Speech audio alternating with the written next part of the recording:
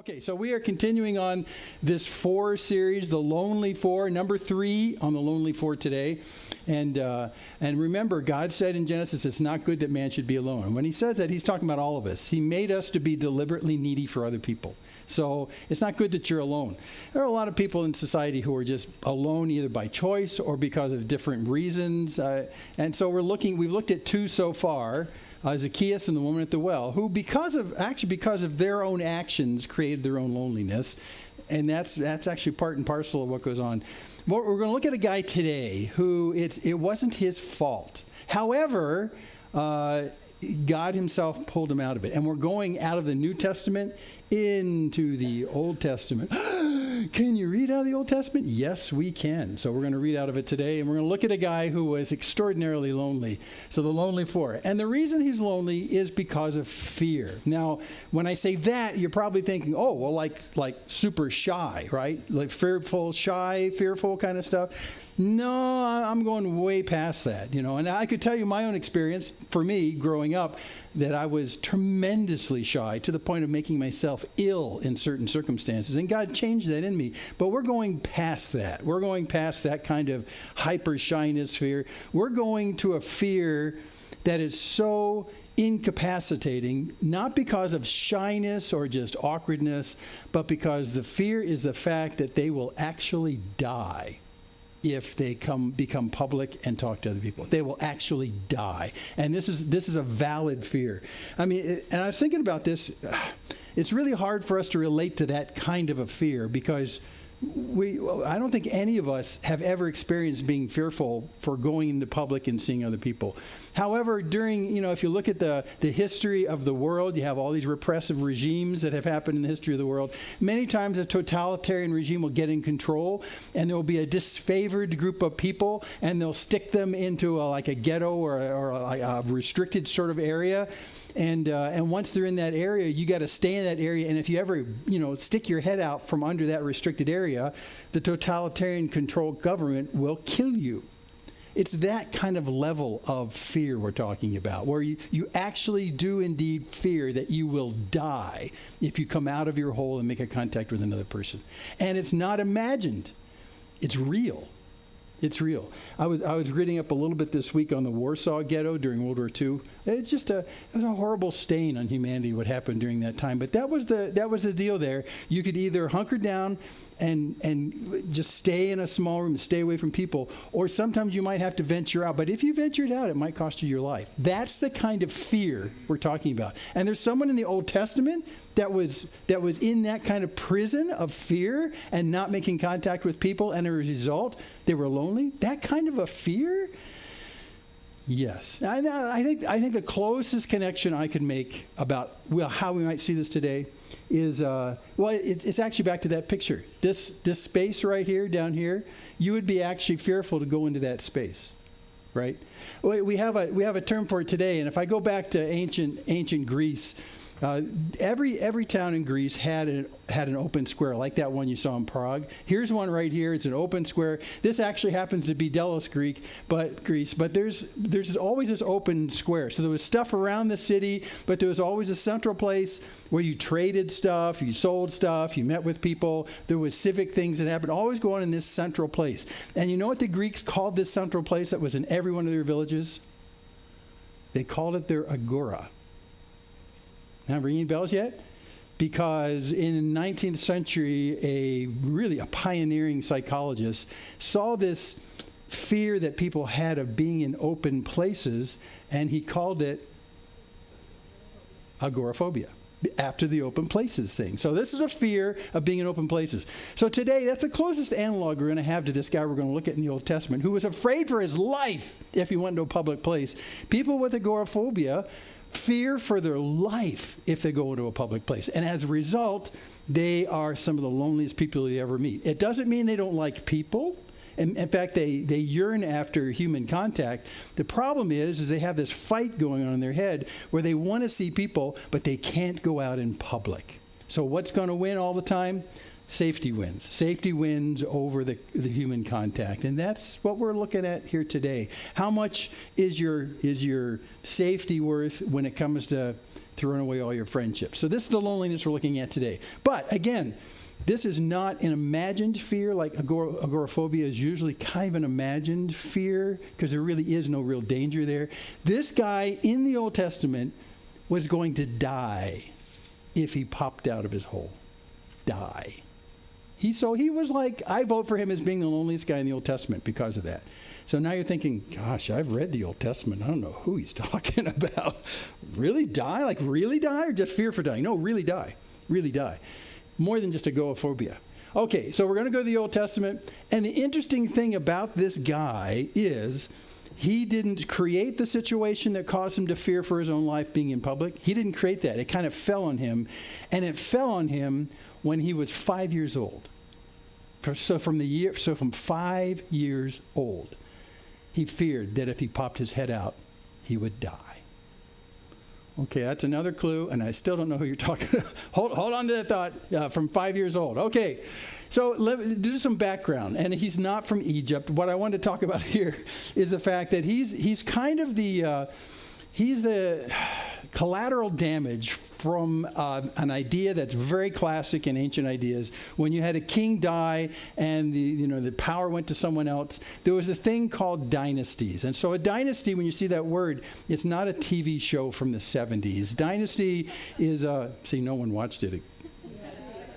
Okay, wait. So a dynasty, technically, it's when one family retains control of a kingship. So when the king dies, it would automatically go to his son. And when that son dies, it would go to his son. If there were no sons, it would go to a cousin who was in the family. But it would stay in the family. So a dynasty would exist as long as the rule stayed in the family. And Egypt was famous for this. I mean, you go back three millennia before Jesus, there had already been 30 dynasties, family dynasties. So when you talk about Egypt, you can't talk about Egypt without talking about the dynasties. There were realms of periods where whole families continued to control Egypt, sometimes for 4 and 5, 6 generations, and they would contain control.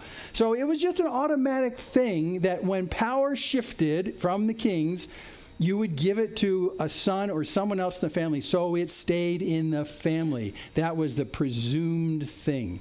So that would mean, like, if we had a dynasty in the United States, someone would become king. When they left office, they would give it to their son. When they would leave office, they'd give it to their son, and that's the way it would go. We call that nepotism in the United States. But in ancient worlds, this was dynasties. So the dynasty is the problem that happened to this kid. And what specific dynasty? Well, always father to son, always all in the family. And here's the specific dynasty we're talking about that he suffered from. It's a great picture from James Tissot, our favorite artist. And he's doing a picture right here of a battle scene. The guys you see on the upper right up there are Philistines. And the guys you see in the foreground and the front are Israelis. They're Hebrews. And the guy in the middle left in front who's falling on his sword is King Saul. So there was a time in which the first king of Israel, Saul, got into a fix when he was fighting the Philistines in the north. He got into a fix. The Philistines got closer, and they actually overtook Saul, and he died. Now, he was protected by all of his guys, but at this point in the picture, which is very accurate, all the guys who were protecting King Saul had just been killed. I mean, they're dead, including his 3 sons. He had 3 sons with him, and these 3 sons were all top candidates for when Saul would die, they would become king because they're actually on the battlefield with him right here. And in those 3 sons, a very famous son you probably know about, Jonathan. So Jonathan, his 2 brothers, and Saul all die right here on the battlefield, and the Philistines win. And yeah, so there's King Saul. He falls upon his sword. You can read more about it. The last chapter of 1 Samuel tells you all about what happens during that thing. But the question arises right here. If Saul dies, and we're thinking dynasties, and 3 of his most likely sons have died with him, who becomes king? Dynasties, right? Well, you find another son. Were there other sons? Yes, indeed there were. So in this particular scene, and this is how we set up for today, on the battlefield dead, we have King Saul. We also have son number 1, son number 2, son number 3, but he has more sons. And so that's where the movement shifts as we go into 2 Samuel. Who's going to be king after Saul dies? Well, how about Ishbosheth? Let's say that together. Ishbosheth. I know that's really hard to do without messing yourself. So Ishbosheth, how about Ishbosheth? Ishbosheth was not fighting with Saul that day, which tells us that he was probably not well suited to be king. He stayed at home. Plus, he's 40 years old, quite a bit older than Jonathan and the other sons, but not noble enough to become king. But he's like the last man standing. So how about King Ishbosheth? Let's make him king. Well, he didn't quite have the initiative to become king, to actually take the throne. But what happens when a king dies and there is no obvious heir to the throne, usually the major general in charge of the armies says, I'm going to pick my winner. And in this particular case, this guy Abner, who is the general, says, I pick Ishbosheth. And he takes the power of the entire military of Israel and backs his candidate to become king, in exchange for the king giving him favors as life goes on. Now, this is typically what goes on in every single shifting of dynasties. Usually, you find some kid, you put him in power. He could be like 2 years old, but the general will push him in place because he's supposed to be on the throne because of dynasties, and yet the generals are the ones that rule. You see this all the time in the pharaohs. You see this all the time in Rome. This is the way it works. Find someone who can do this. Ishbosheth, kind of a spineless 40-year-old guy, couch potato, as most people kind of characterize him. So Abner, the general, says, let's make Ishbosheth king. He is, after all, a son of the king. Okay, let's give that a whirl. So you have Ishbosheth. He formed an army, but it was actually the old army. But in the interim, it turns out that David was out fighting with the Philistines in the southern part of the country, while Saul was up on the northern part of the country fighting Philistines. Saul and Jonathan all those die in the north. David's in the south. And if you remember your history, while David's not part of the dynasty, he's a different family, he indeed was the one that the prophet Samuel anointed and said, this one's going to be king. So now we have this tension. Ishbosheth and all of his fighters in the north, there on the left. And then you have David in the south with all of his fighters in the south. Who's going to win? Of course, you know how the story ends. But how did it transpire? You can read the first handful of chapters in 1 and 2 Samuel. But what's interesting is David constantly said, and this was his watchword all the time, even before this happened, was, I will not lay a hand on the Lord's anointed. Even all the times he had the chance to take out Saul. Remember all those times? Once he was in the cave, somebody cut off a piece of his clothes. He could have killed Saul over and over. But he said, it's not right for me to lay a hand on the Lord's anointed. Saul was the Lord's anointed. So was David. But Saul was in charge. So David saw that as a sacred duty was to protect the one that God put in power. So David would not take Saul's life. And at this point in the stage, you think, well, now he can fight Ishbosheth. Now he's going to do that. Even still, he asked God, should I go up to the north and fight Ishbosheth and all his guys? Should I go up there and engage? What should I do? And God says, no, stay in the south. Stay in the south. Do not engage. And instead of whining to God and saying, but wait, your prophet Samuel put the oil on my head and said, I'm going to be king. Saul's gone. He didn't do any of that stuff. He says, okay, God, I'll just stay in the south. We'll see what happens. I won't lay a finger on Ishbosheth. I won't lay a finger on anybody. It's really a very noble thing, because David said it's not right for you to lay your hand on God's anointed. He says this like it's almost tattooed on his arm. He will not engage on behalf of the nation of Israel to be king. He's waiting for God to do whatever God's going to do. Well, after a while, of course, the guys in the north decide that they need to take David out. And so ensuing almost 6 to 7 years of battles between these two groups, with the guys in the north taking all the initiative to try and kill David. All David does is defend himself and kind of pushes them away. And every time they engage, David's troops always win. So it's ouch every time the guys in the north, because the guys in the north realize that David is a threat to Ishbosheth's throne. Ishbosheth is in the dynasty. We feel that he's more entitled to be on the throne than David, even if God did tell David he could be king. So what they had to do was come down and try and annihilate David, because he was a threat to the throne. See how this works? But every time they engaged, it didn't work. Went on for about 6 to 7 years. It was brutal. And you can read how lopsided all the engagements were during that time. Well, things transpire. Another great picture from Tissot. What? Well, it turns out Oh man, this is crazy stuff. That's Ishbosheth on the stones down there. Things turn bad 6 or 7 years into these conflicts. And all of a sudden, a lot of people on Ishbosheth's side start defecting to David's side. So there were these two guys standing right here, Rechab and Baanah. These two guys were actually captains of the raiding parties, it tells us, for Ishbosheth. So when Ishbosheth would say, send out a raiding party, who are we going to send? Send Rechab. He's really good at it. He'll take them out. So these two guys are kind of the commander scouts that would take out David's guys, or try to. Well, they decide to change sides because they can tell that changes in the air. They change sides, and so they decide, how are we going to ingratiate ourselves to the new king who we believe will be David? How are we going to ingratiate him? I know. Let's go kill Ishbosheth. Yeah, that's a good idea. So because they look like they work for Ishbosheth, because they're captains of the raiding parties, they have access to Ishbosheth that a lot of other people don't have. And so one day the two of them walk in the broad daylight into the presence of where Ishbosheth was sleeping, and they were allowed to be in there, and they just kill Ishbosheth right there, cut off his head and say, let's take this to the south and show David we're on his side. So this is the picture that Tissot painted of Ishbosheth's head being presented to David to prove that Rechab and Baanah are on the side of David. Woohoo! Sounds like a good plan, right? However, David is still connected to this idea that you do not lay your hand on God's anointed. And Ishbosheth was in the dynasty. He's a son of Saul. He qualifies as God's anointed. So what happened to Rechab and Baanah after they present the head of Ishbosheth to David? David says, what are you guys thinking? Kill him. So they killed Rechab and Baanah because they laid their hand on God's anointed, even though it was to David's advantage. Well, what? Yeah, that's how much David did not want to raise a sword to take the throne.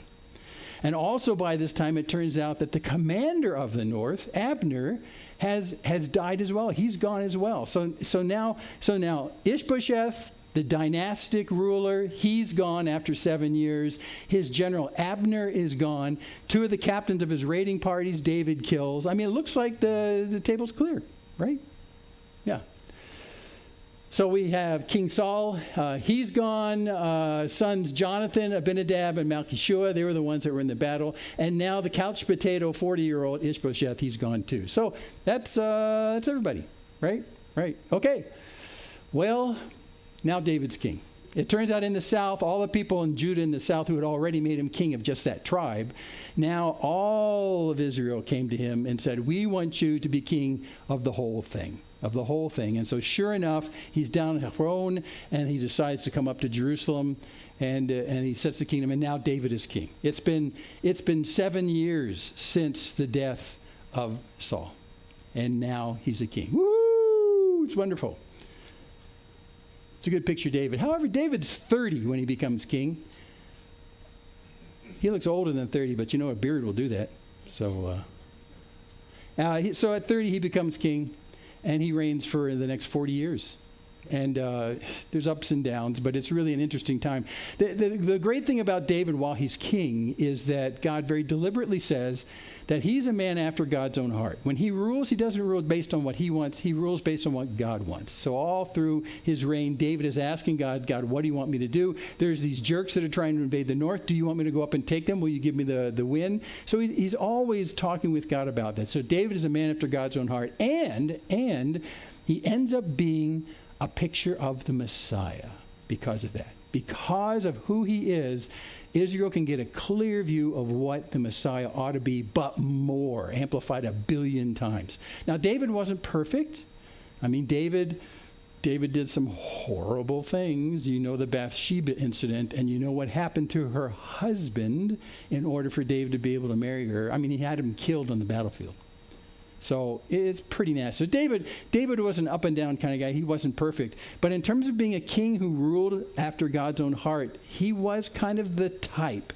So you could understand. And sure enough, from that point on, people, when they expected the Messiah, would call him a son of David. Not necessarily because he was a biological son, although that's part of the picture, but primarily because son of means you have the same characteristics of.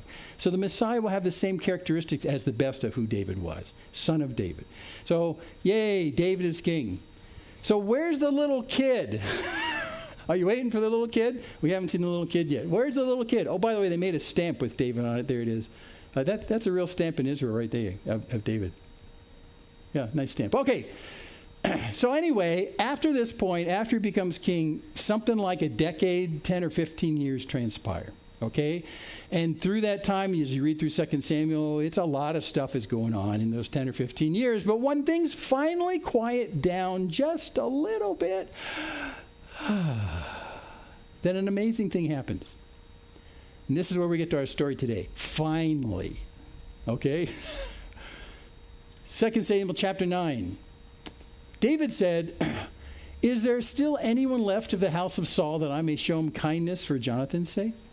Now remember, Saul was the previous king who tried to kill David, and yet David had made a promise to Jonathan, the son of Saul, kind of a compact of love in a sense in terms of being respectful. In fact, well, here it is, right here. If you go to 1 Samuel 20, this is Jonathan and David together. This is Jonathan asking, he says, "If I'm still alive, show me the steadfast love of the Lord that I may not die."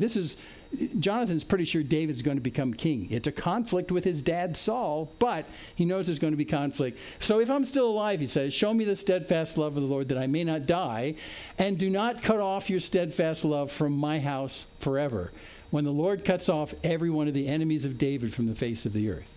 So Jonathan realizes that sooner or later, David will be king. And that's a problem because Saul's presently king when he's making this covenant with David.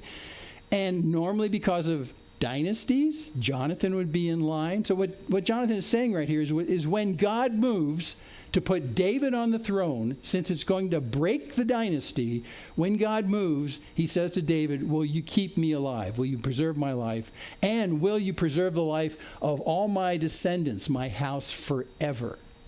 So this is the context that David is making this question right here. He's king. Things have calmed down. The trouble with the Philistines is down quite a bit. And he says, is there anyone else in the house of Saul, according to this promise he makes with Jonathan, that I can show kindness to? This is the kind of guy David was. I mean, Saul and the house of Saul, Ishbosheth and all those guys were out trying to kill him all the time. But David had made a promise. He's a man of integrity. He wants to know if there's anyone else he can bless. Well, so he asks around, and the best place is to find out someone who lived in the house of Saul. Now, there was a servant of the house of Saul whose name was Ziba. So they called him to David. Ziba was a servant for Saul. So he would know if anyone would know if there's anyone related to Saul still alive. I mean, who knows? It's been over a decade since all that stuff happened. So he brings Ziba in and says, "Are you Ziba?" And he says, "Yep, I am your servant. Is there not still someone of the house of Saul that I may show the kindness of God to him?" "Well, there is still a son of Jonathan. He's crippled in his feet." Now, at this point, I'm just going to stop the dialogue for a second. Ziba's probably making a calculation in his head.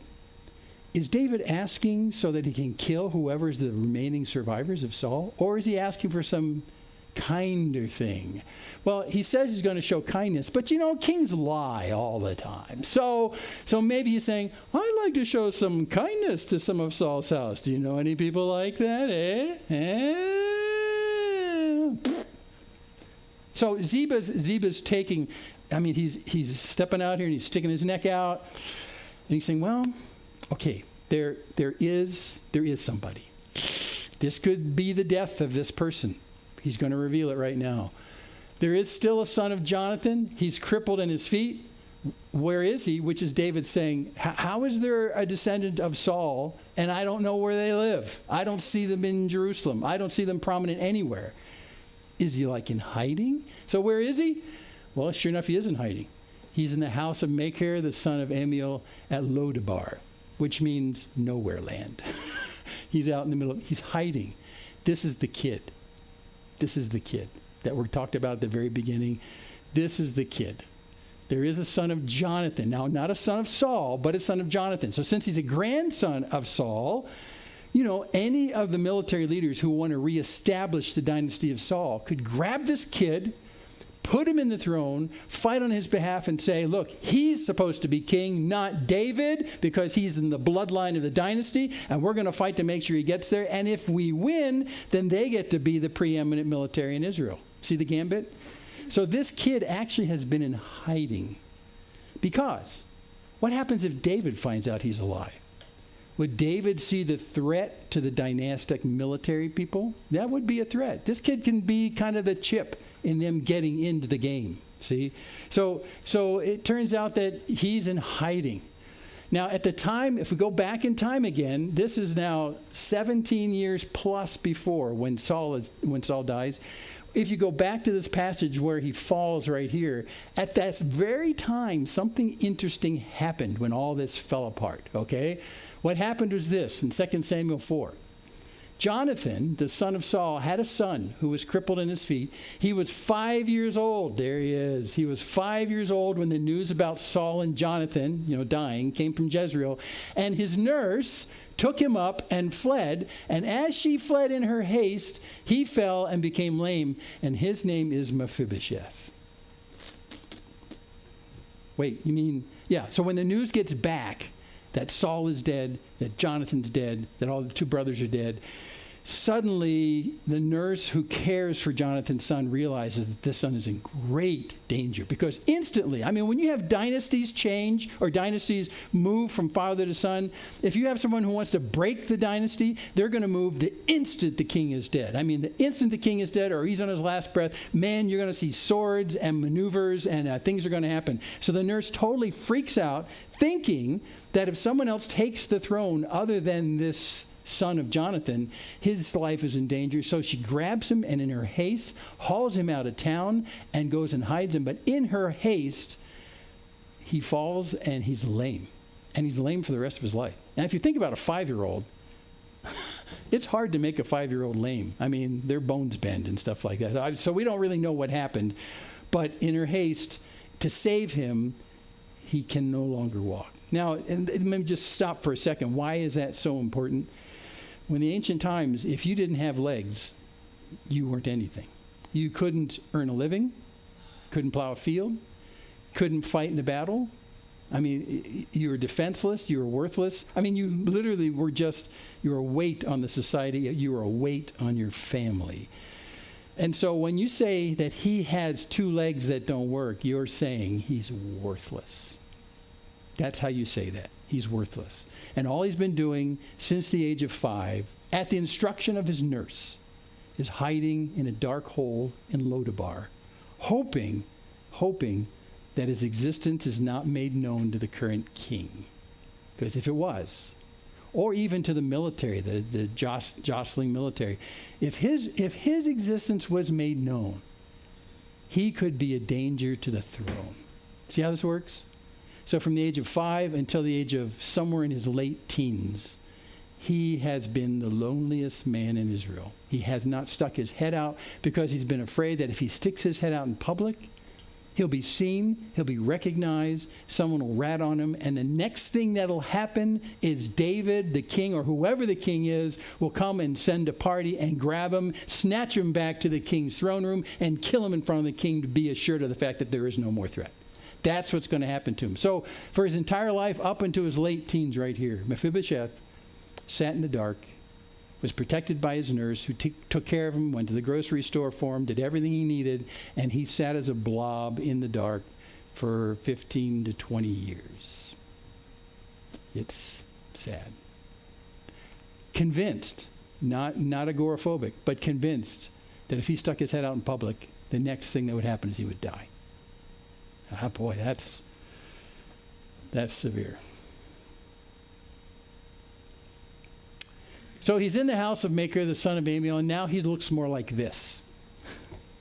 I pick my pictures, so don't laugh at me. But that's about the right age. It's late teenish, early 20s, somewhere around in there. He's not a kid anymore. However, he still can't walk. So, if you think about this, guys, I'll appeal to you for a second. If you were 18, 19, 20 years old and you couldn't walk at all, you would feel like you were totally worthless. You can't play sports. You can't fight in the wars. It'd be hard to go out and do manual labor. In fact, impossible to do manual labor, which is the only way you could earn a living at this time. You'd feel worthless. And so here's this guy in the prime of his life feeling worthless because he's lame and feeling even more worthless because he's had to hide his entire life. And he's still being taken care of his nurse, who was his nurse probably from the day he was born. He's in a bad way. Well, he's in the house of Machir, the son of Amiel. in the hinterlands. I looked up Lodabar. It's nowhere. I mean, it's there, but it's like nowhere. Clearly hiding. So what happens next? Well, verse 5. King David sent and brought him from the house of Machir, the son of Amiel, at Lodabar. And Mephibosheth, the son of Jonathan, son of Saul, came to David, fell on his face, and paid homage. Now, I've always wondered in that long trip, it was probably a 2 to 3 day trip to go from Lodabar to Jerusalem, where David is. If the guys who were taking him didn't say something to make him feel less fearful, he could expect during this entire 2 or 3 days of traveling that when he gets to the king's palace, his life is over. That's what he could be thinking. Now, it could be that the guys who dragged him from his home in Lodabar into Jerusalem kept telling him, no, you don't understand. David's a nice guy. He's not out to kill you. Yeah, all politicians say that. He's not out to kill you. Well, then why are you dragging me in front of him? See the problem? Why are you dragging me to him? Why don't you just leave me in Lodabar if he's not going to kill me? What's the plan? I'm convinced I'm going to die. I mean, they could say anything they wanted to on that trip, and Mephibosheth would still be convinced that by the moment he sees David face to face, the next thing he's going to know is death. I mean, that's his expectation. So during this entire drag from Lodabar to Jerusalem, I am convinced that Mephibosheth thought that these were his last days. There's no other reason to be dragged in front of a king who busted the dynasty. See? There's no other reason. He's the surviving son of Jonathan. By the way, too, since he was dragged away at the age of 5, he probably does not know hardly anything about Jonathan's relationship with David. Now, his nurse may have told him some, but he never actually saw it. I mean, he was 5 years old. So this connection between this loving relationship between Jonathan and David probably wasn't well known to him. His nurse might have told him about it, but probably not enough for his fears to be reduced as he's being dragged from Lodabar to Jerusalem. Not enough to say, oh, yeah, I know David. He loved my father. So this is going to be a great treat to go see the king. Yeah, I mean, I know this is all speculation to this point, but I don't think he knew enough about Jonathan and David's relationship that he wasn't fearful of dying when he came in front of David. Yikes. Sort of like what happened to Rechab and Baanah, where they bring the head of Ishbosheth, and they think, we're your friends, David. And David says, kill him, and they're dead. So it's going to be something like that. I'm sure he's expecting bad stuff. Okay, so here they meet face to face. Mephibosheth. Behold, I am your servant. Humble. Stay humble in front of the king who's getting ready to kill you. Don't fear.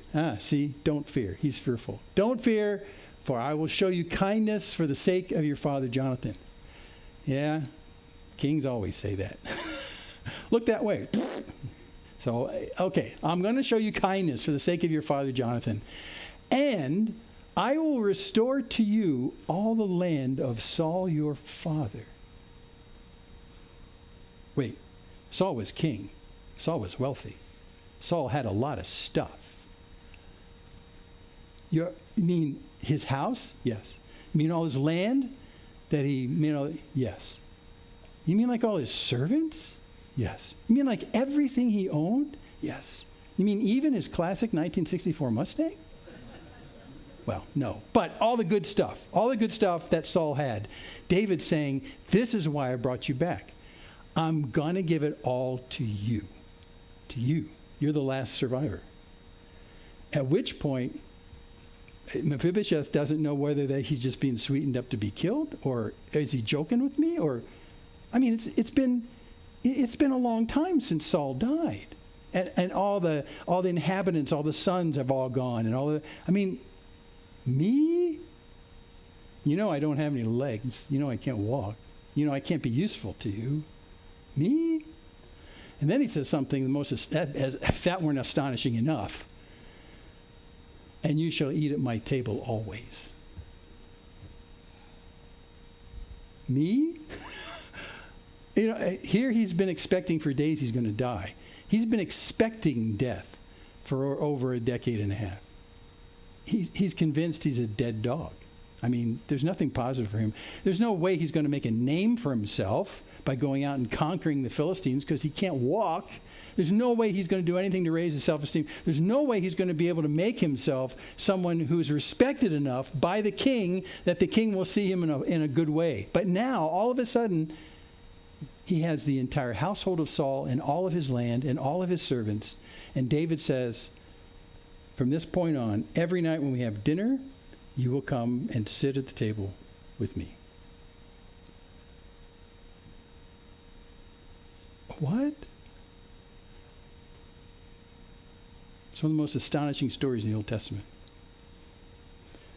Now, in a moment, I'm going to ask you to put your thinking caps on. Oh, no, yeah, because you're already making connections. I can see it in your eyes. Let's finish the story. Okay, what is your servant that you should show regard for a dead dog such as I? See, it's like I am worthless to you. You're bringing me into your table and into your chambers and in the palace. I'm not going to be a general for you. I'm not going to be some kind of master wizard who's going to give you advice on how to run the kingdom. I'm not going to be, I have no value to you. I have no value to you. I'm a dead dog. That's a nice way of saying I got no value to. I'm a dead dog. What? What is your servant that you should show regard for a dead dog such as I? I mean, it doesn't make any sense to him. Just doesn't make any sense to him. And to kind of cement this commitment on David's part, he actually brings Ziba in, and he had Ziba hear the instructions of the king in front of Mephibosheth. Listen, Mephibosheth, watch this. Ziba, come in, Saul's servant, and said to him, okay, Ziba, all that belonged to Saul and to all his house I have given to your master's grandson. So now he's putting Ziba on the hook. And now, because of this, Mephibosheth is realizing this is real. He's actually commanding Ziba, who is the chief steward of all of Saul's household. He's commanding him, and he's got to do it because the king told him to. So he's doing this. David's doing this deliberately to put a little traction behind his offer. And you and your sons and your servants shall till the land for him, and shall bring in the produce, that your master's grandson may have bread to eat. So he's going to live in that house, live in Saul's place, and you are going to work the land on his behalf, so he'll always be able to eat. However, but Mephibosheth, your master's grandson, shall always eat at my table. So till all the land, make all the food, which you'll probably sell to get rich, because that's how things worked at the time. But by the way, Ziba, every night, don't set a place at the table in Saul's household for Mephibosheth, because he's eating with me. So now he's made this commitment in front of Ziba.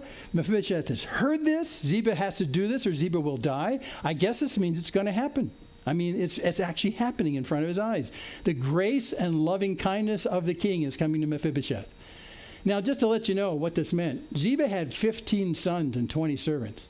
And then Ziba said to the king, according to all that my lord the king commands his servant, well, so will your servant do. So there it is. The deal's done. Contract is signed. Ziba has to do what the king said. And Mephibosheth is just gobsmacked at the whole thing. What just happened? He went from living in fear of death and isolation and loneliness to sitting at the king's table every night and then inheriting the riches of Saul, the first king of Israel. How does that happen?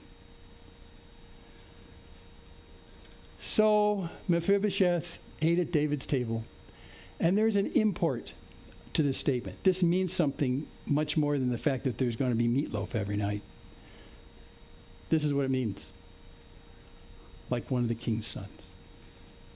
So not only was Mephibosheth given all these riches and this great honor of being with the king, he was treated like a son of the king, like he was adopted by the king, like I'm one of the king's sons. This is astonishing. He was actually, in a sense, made one of the king's sons by all these things. Well, Mephibosheth had a young son whose name was Micah, and all who lived in Ziba's house became Mephibosheth's servants. So Mephibosheth lived in Jerusalem, not Lodebar. That's what he's trying to say, not in the hinterlands. Mephibosheth lived in Jerusalem, above board, not hiding anymore, in full view of everybody, and being honored by everybody who knew who he was and who the king was. Mephibosheth lived in Jerusalem, for he ate always at the king's table. Woohoo! And that's the end of the story. Except the author of the story decided, yeah, I need to end it with one more phrase, just so you understand the contrast of what's going on here. Just so you understand how unlikely this should have ever happened. Just so you know that this is everything about the grace of David and nothing about the worth of Mephibosheth. He stops the story with this. He was lame in both his feet. He was worthless. That's what that means. He was worthless. So this is what the writer of 2 Samuel wants you to remember. All of this stuff and all this honor came to Mephibosheth, but he wasn't worthy of any of it. Nothing. Worthless. A man who could bring no value to the kingdom of David. Nothing. And yet still, he's honored by the king.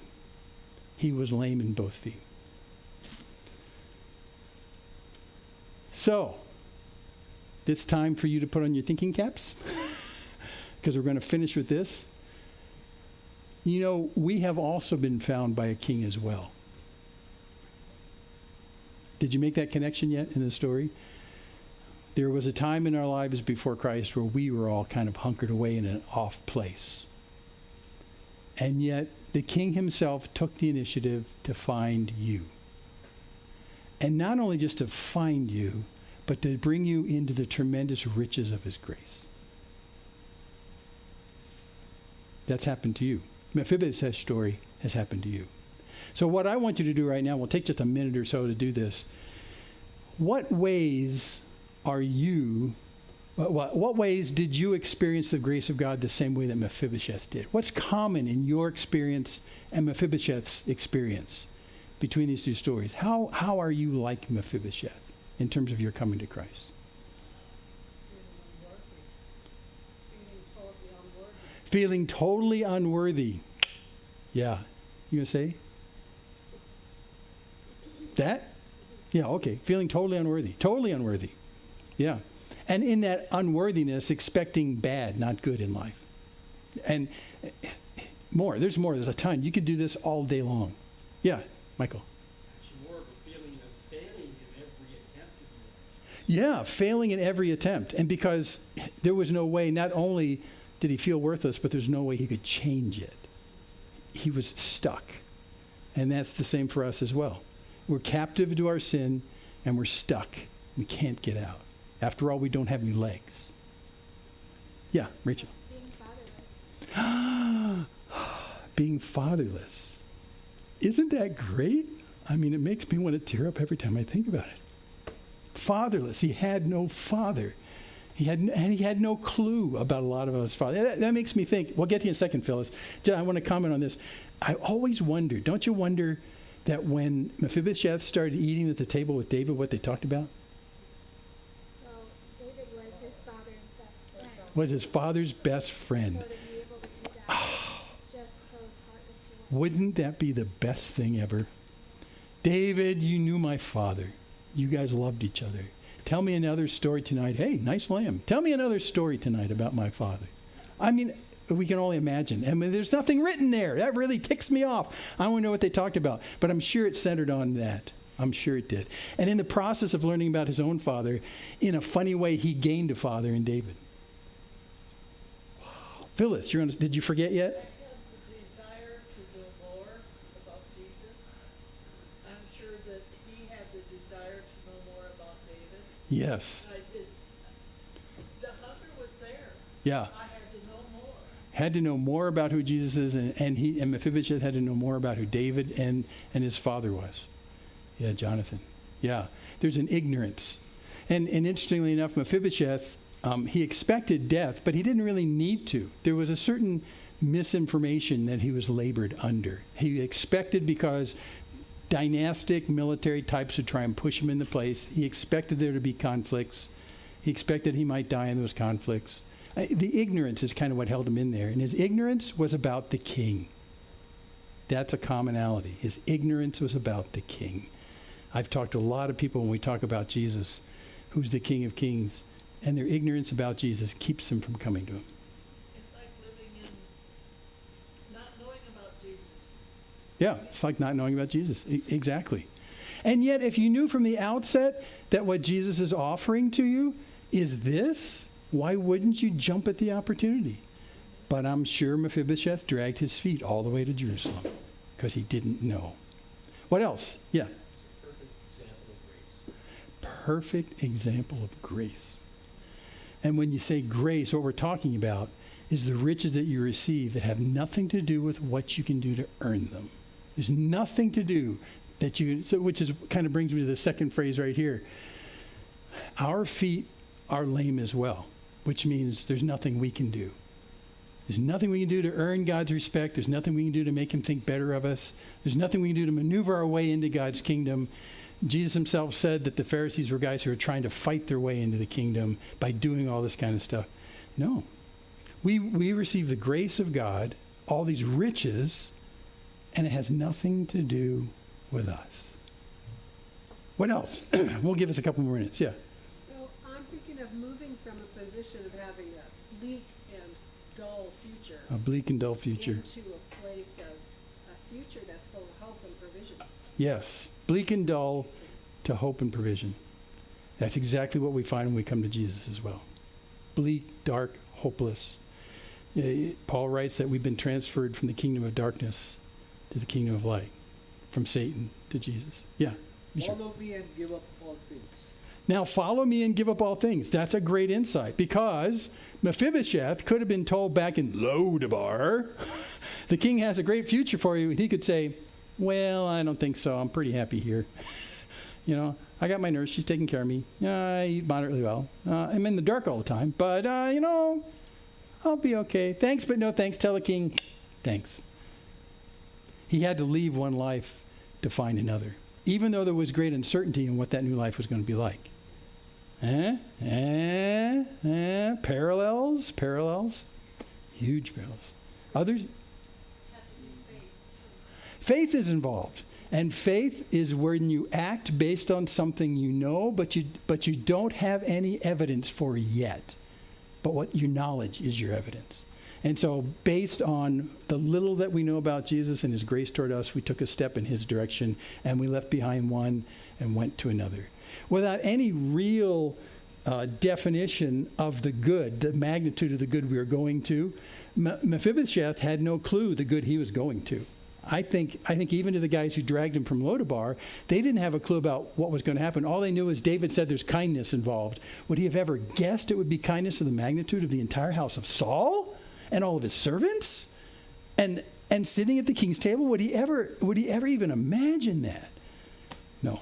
And that's our journey as well. When we leave an old life and we go to the new life with Christ, and faith tells us this will be better, but God hasn't given me any assurances about what that looks like, but it's going to be rich. And for those of us who have been following Jesus for some years, we look back and we look at the goodness of God in the interim and go, man, I had no clue. I mean, I really had no clue. And guess what? When you look that way, you don't have a clue either. And that's why you can live in hope and all that. Okay, we're going to quit right here. But what I want you to do is as you're walking around through this weekend for the rest of your life, keep Mephibosheth somewhere like right in here. Because this picture of what David did with Mephibosheth, the grace in such an unlikely place with Mephibosheth, is something that you'll connect to your walk with Jesus and coming to Jesus and go, yeah, it's just like this. And like Mephibosheth, I made a list of stuff right here, and it was a whole page long. I mean, the longer you live with this story, because it's so portable you can carry it in your head, the more you live with this story and you make connections with your own walk with Jesus, coming to him, what life has been since, the more you walk, the more you go, yeah, that's just like this. So keep doing that. Keep doing that. Okay. I need to point this out because when I said you have no clue where this is going, well, you have been found by a king. And remember, Jesus said to his apostles, he said, my Father assigned to me a kingdom that you may eat and drink at my table in my kingdom and sit on thrones judging the 12 tribes of Israel. That's literal. Now, is that just for the apostles? Is it just the apostles who are going to sit at the table? Well, if you read Revelation, the answer is no. Revelation 19:9. And the angel said to me, write this. Blessed are those who are invited to the marriage supper of the Lamb. and you have been invited. You sat in the darkness, feeling worthless and defeated. And he came and found you. He came and found you and gave you just enough faith to realize that if you leave that behind and you follow him, life will be good with him. And by faith, we followed him, and this is where it comes to its fulmination. Right there. Right there. So in a real sense, what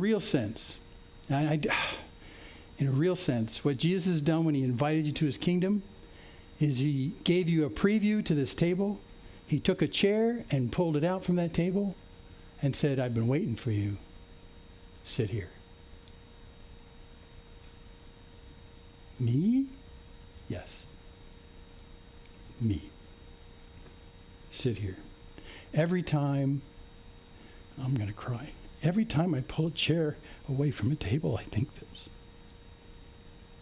He called me to himself, and he says, I've been waiting for you. Here's your seat. Welcome. Just like I'm sure every night when Mephibosheth came to David's table, someone else had to pull the chair out because he couldn't walk, and they said, this place is for you. Blessed are those who are invited to the marriage supper of the Lamb. If you didn't know the story before today, you're now infected. You will think about it your entire life. This is such a rich picture of grace. Such a rich picture. And anytime someone asks you, when you say grace, I don't know what you mean. Let me tell you a story about a 5-year-old kid. And you can go right back to this. Look, if you don't know Jesus, and I'm saying this maybe for some of you or some that are watching, he does indeed offer you a place at the table. He really, really does. He does not want you to be alone. He doesn't want you to be holed up in some place where you don't have any contact with humanity. In fact, he wants you to have contact with him. And he might actually be knocking on the door of your little dark hovel and saying, come on out. I've got great plans for you. And they are great plans. Be like Mephibosheth and take a step out of that hole and follow the King of Kings, the Lord of Lords. He's got great plans for you. He's got your name on a seat at the table. Let him do that for you. That's salvation. Okay, let's finish. Father in heaven, I'm kind of speechless at this point. Thank you for this story with Mephibosheth. Thank you for allowing us so many years later to be privy to it. And thank you, Lord, that it recalls so much in such a tangible way to how you have called us to yourself and the great promise you have for us because of Christ. He indeed is the King of Kings and the Lord of Lords. He is so much like David in this story. Thank you for calling us to yourself. Thank you for setting a place at the table that includes us. And we will always be delighted to sit every night at the King's table. Thank you in Jesus' name. Amen.